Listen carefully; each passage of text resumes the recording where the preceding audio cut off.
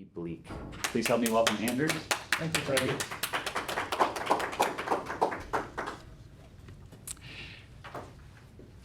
Good morning, Toastmasters. A few weeks ago, I was asked the question in table topics what the US should do in Ukraine, to what extent we should be involved. And I really didn't have a good answer. I was conflicted, and I'm still conflicted. And today I wanted to kind of explore a little bit why that is. On the one hand, the butcher of Moscow, I would gladly put a bullet to his head. But on the other hand, what are the interests of the United States of America over in that part of Europe? So broaden it a little bit. Today we face three potential major threats. Russia, obviously. China is the second, and Islamic fundamentalism. Those are the big three, if you like. And I would argue that all three of them are a result of a failed American foreign policy and military intervention. And today I'll use Russia to demonstrate this, but what I'll be telling you about Russia, in principle, the same pattern applies both to China and to Islamic fundamentalism. So with Russia, well, we're in 2022. We have the Ukraine war going on. And the looming concern here is, of course, nuclear weapons. Russia is sitting on this big stockpile. And quite frankly, who knows what madman Putin will do with that if he gets pushed up against the wall. And I think that is very much what is kind of playing into what the response is from the West. But the question is, why does Russia have a big stockpile of nuclear weapons? Well, that takes us back to the breakup of the Soviet Union, 1988 to 1991, basically, when all these former Russian or Soviet Republic countries were created. And in the process, the older Bush reached an agreement with Russia called START, where we both were going to limit our nuclear warheads to some 10,000, I think. Well, isn't that nice? Only 10,000. Well, that would have been a perfect time in history to put pressure on Russia, then as it became, to denuclearize for the safety of the world. I mean, Ukraine got rid of their nuclear weapons, and I don't mind that. I don't think we would have been in any better situation with Ukraine sitting on a stockpile of this as well right now. But so that would have been a way of diffusing the current situation. But we didn't, and that, I claim, is a failure of our foreign policy. But wait, there's more. Why did the Soviet Union have all these nuclear weapons in the first place? Well, that takes us back further in history to the Cold War that preceded this breakup, when the Soviet Union spread communism around the world. We had the Iron Curtain coming down on Eastern Europe. There was espionage, technical theft. They stole Western technology, and we had the nuclear arms race. So that's how we got into that buildup of nuclear weapons. And I would claim that a lot of the Cold War was also part of a failed foreign policy, not only on behalf of the US, but on Western countries. Because the question there is, why did the Soviet Union become such a power in the first place?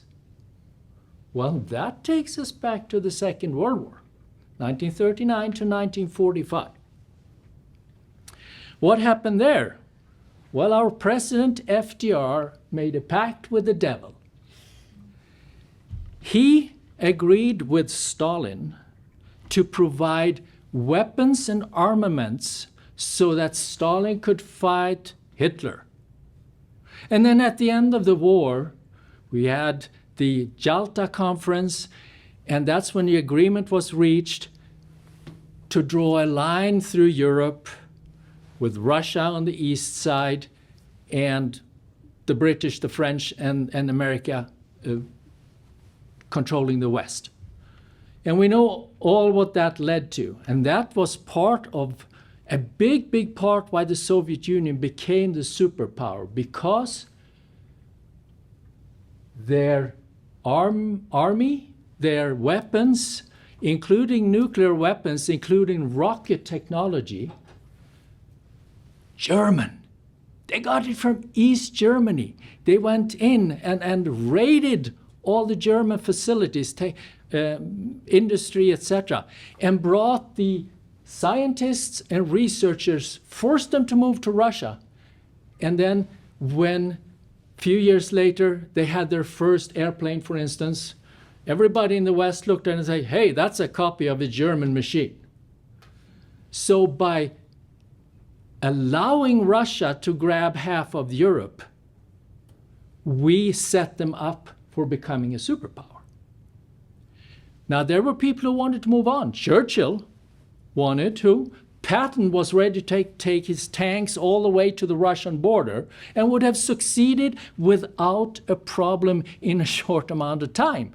And all of Eastern Europe could have been spared 50 years, and we wouldn't have a Soviet superpower. So that's how the Soviet Union became a superpower with nuclear weapons. But again, wait, there is more. Why was the Soviet Union even a factor in World War II? Well, that takes us back to the Russian Civil War, 1917 to 23, after the Bolsheviks took power. In 1921, the great humanitarian Herbert Hoover decided to send $21 million of foreign aid to the Russians who were going through a famine. Now that foreign aid, and $21 million in 1921, you can imagine that's hundreds of millions of dollars today. That aid effectively allowed the Bolsheviks to stay in power, because they were attacked, and we probably wouldn't have seen a Soviet Union without American foreign aid. So here we go, and that survived, and then they took it through the 30s, and then we had the Soviet Union as a superpower, or not a superpower, but a relatively great power in the Second World War. As a tangent, we can ask ourselves, how did Hitler become such a power so quickly? We're talking 20 years after World War I. Well, here's an interesting story for you. During World War I, 1914 to 18, the US banks, with the government's blessing, lent money to the Allies in Europe. And then after the Versailles Treaty, they were supposed to pay it all back. And that was a serious amount of money. Now, how did they pay back? They borrowed more money from American banks, and then our government decided to forgive the debt. Now, as they borrowed money from us to pay the debt back, that meant that they were generating money at home from, the industry came back and so on and so forth. What did they use it for? Rebuilding their militaries. And that's how Germany got to the point of being such a military power in short notice. I mean, it was not the only reason, but it was a big reason. And so there again, our government forgiving the debt, US banks maybe shouldn't have been allowed to, as part of our foreign policy, to lend money to Europe. So you can see how this domino effect kind of have led up to our war currently in the Ukraine. And that's where I'm standing and looking at it, and it kind of is damned what if you do and damned if you don't. Because the aid in 21 and the lending during World War I led to World War II and the pact with the devil, which created the foundation for the nuclear arms race that we didn't address during the breakup of the Soviet Union, and today we're facing a Russia with 10,000 warheads. So now, what is the proper role of a foreign policy and its extension, the US military? Well, there is only one role, and that is to protect the individual rights, those rights to life, liberty, and the pursuit of happiness, when threatened by a foreign power. Okay? And I would argue that we are in such a mess today because we haven't. We haven't always asked ourselves the question, is this in the interest of the American public? Why was it in the interest to lend money to Germany? Why was it in our interest to give foreign aid to Russia? Now, if private individuals wanted to have supported poor people in Russia in 1921, well, use your money for that, but it shouldn't be the government roles. And this has been going on for basically then 100 years. And if you look at China, if you look at Islamic fundamentalism, the same pattern repeats itself. And if you want to talk about that, I'll be happy to do that too, but we really don't have time for that today. So I want to end, though, by projecting something positive and asking the question, what is the best foreign policy? Yes, we should look at the interest of Americans, but what does it mean to have the best foreign policy? Well, the best foreign policy, I'd argue, doesn't involve foreign countries at all. That may sound strange, but let me explain. The best foreign policy is to lead by example at home. We saw it back in the 19th century when a lot of countries emulated the US. What we did during the American Revolution, they did it with very mixed success. But we saw in Europe, we saw in South America, revolutions where people implemented constitutions that were similar to the US. And we saw it for a brief period during the Reagan administration. When Reagan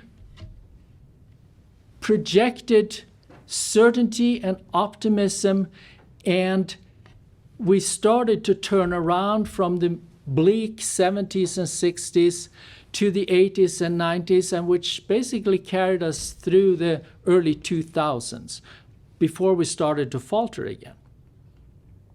So what does it mean to lead by example at home?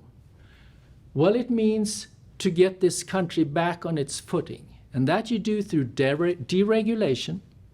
You cut taxes and you cut government spending, because you know what that does? It increases economic growth. It gives us, the individuals here, the rights to produce. And if we do that, the world takes notice, like they did in the past. And the other part of this equation is that we need to get past the cultural divisions that are currently breaking the country apart. We are not respected in the rest of the world because of what is going on domestically and what has gone on here for the last 10, 15 years. So if we can get our house back in order in these areas, both fiscally and culturally, we won't need to do a whole lot of things abroad because the rest of the world will take notice, and China and Russia will be very hesitant to take action wherever they want to take action around the world. And the Islamic fundamentalists, they will retreat into their caves wherever they're hiding in the world. So Toastmasters, as you go to the polls this fall, think about these things in terms of foreign policy. And if you see some politicians that seem to reflect some of these ideas, well, he's your man or your woman. Good morning, Toastmasters.